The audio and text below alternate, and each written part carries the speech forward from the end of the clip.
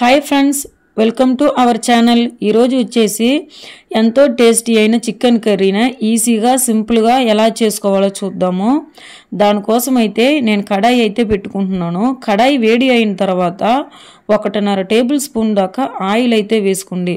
Oil అనేది heat అయిన తర్వాత పట్టా మొగ్గ ఒక ఇలాచీ అయితే వేసుకోండి.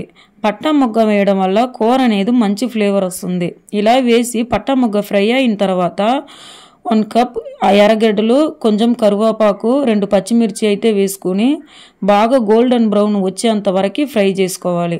ఇలా ఫ్రై అయిన తర్వాత 1 టేబుల్ స్పూన్ అల్లం వెల్లుల్లి పేస్ట్ అయితే వేసుకొని బాగా పచ్చివాసన పోయేంత వరకు ఫ్రై చేసుకోవాలి. ఇలా ఫ్రై అయిన తర్వాత మనం సన్నగా తరిగి పెట్టుకున్న టమాటా ముక్కలను అయితే వేసుకోవాలి.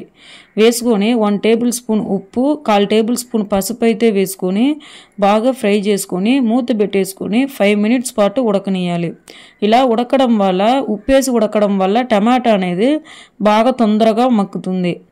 మగ్గిన తర్వాత మనం ముందుగా కడిగి పెట్టుకున్న చికెన్ ముక్కలను అయితే వేసుకొని బాగా చికెన్లకి ఉప్పు కారం అనేది బాగా పట్టేడుగా కలుపుకొని మూత పెట్టేసుకొని 10 to 15 మినిట్స్ దాకా లో ఫ్లేమ్లో అయినా ఉడకనియాలి.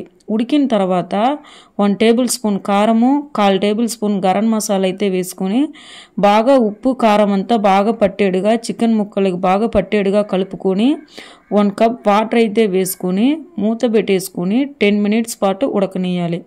ఇలా ఉడికిన తర్వాత కొత్తిమీర అయితే జల్లుకొని దించుకుంటే ఎంతో టేస్టీ అయిన చికెన్ కర్రీ రెడీ.